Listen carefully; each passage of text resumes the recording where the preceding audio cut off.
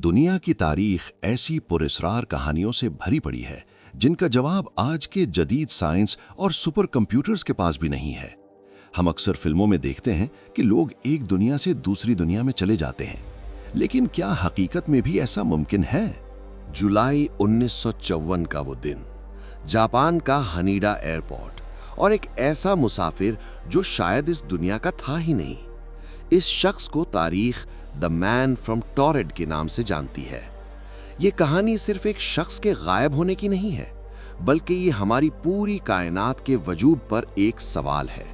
आज की इस वीडियो में हम इस पुरस्कार वाकये की गहराई में उतरेंगे और देखेंगे कि कैसे एक चलती फिरती इंसानी शख्सियत ने पूरी दुनिया की इंटेलिजेंस एजेंसीज को चक्कर में डाल दिया। जुलाई की एक ठंडी दोपहर थी। हनेदा एयरपोर्ट पर भीड़ हमेशा की तरह ज्यादा थी।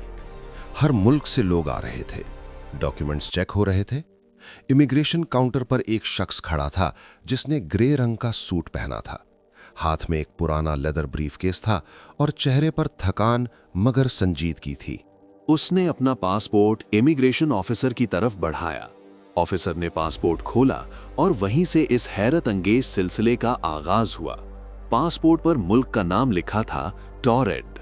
ऑफिसर ने पासपोर्ट को बार बार देखा, रोशनी में चेक किया, स्टैंप्स देखी, सब कुछ असली था। मगर मसला ये था कि दुनिया के नक्शे पर टॉरेड नाम का कोई मुल्क था ही नहीं। जब उस शख्स से पूछा गया कि ये टॉरेड कहाँ है, तो उसने बिल्कुल नॉर्मल अंदाज में जवाब दिया कि ये फ्रांस और स्पेन के दरमियान मौजूद है। ऑफिसर ने सोचा शायद ये शख्स मजाक कर रहा है। उसने दुनिया का मैप उसके सामने रखा और कहा कि अपना मुल्क दिखाओ। उस शख्स ने बिना किसी हिचकिचाहट के उस जगह पर उंगली रखी जहां एंडोरा नाम का छोटा सा मुल्क मौजूद है। लेकिन मैप पर एंडोरा का नाम देखकर वो शख्स गुस्से में आ गया। उसने कहा कि ये एंडोरा यहां क्या कर रहा है? यहां मेरा मुल्क टॉरेड होना चाहिए जो पिछले 1000 साल से वहां कायम है। उसका रिएक्शन इतना रियल था कि वहां मौजूद लोग डर गए। अथॉरिटीज ने उसकी मजीद तलाशी ली। उसके पास से टॉरेड की करेंसी मिली। उसके पास एक ड्राइविंग लाइसेंस था जो टॉरेड की हुकूमत ने जारी किया था। और सबसे अजीब बात यह थी कि उसके पासपोर्ट पर जापान के पुराने इमिग्रेशन स्टैंप्स भी लगे हुए थे। इसका मतलब था कि वो पहले भी कई बार जापान आ चुका है। अगर वो मुल्क नहीं था तो वो स्टैंप्स असली कैसे थीं? पुलिस ने उस कंपनी को फोन किया जहां उसने बताया कि वो काम करता है, मगर कंपनी ने साफ इनकार कर दिया कि वो ऐसे किसी शख्स को नहीं जानते। जिस होटल में उसने बुकिंग का दावा किया, वहां भी उसका कोई नामो निशान नहीं था। अब मामला संगीन हो चुका था। जापानीज अथॉरिटीज ने फैसला किया कि जब तक इस राज का पता नहीं चलता, इस शख्स को नजरबंद रखा जाए। उसे एक ऐसे होटल में ले जाया गया जो एयरपोर्ट के करीब था और उसके कमरे के बाहर 2 मुसल्लह गार्ड्स खड़े कर दिए गए। कमरा 15वीं मंजिल पर था और उसमें सिर्फ एक खिड़की थी जिससे भागना नामुमकिन था। तमाम डॉक्यूमेंट्स और उसकी चेकबुक एक मेज पर रख दी गई। मगर अगली सुबह जो हुआ, उसने दुनिया भर की पुलिस के होश उड़ा दिए। जब गार्ड्स ने सुबह दरवाजा खोला तो कमरा खाली था।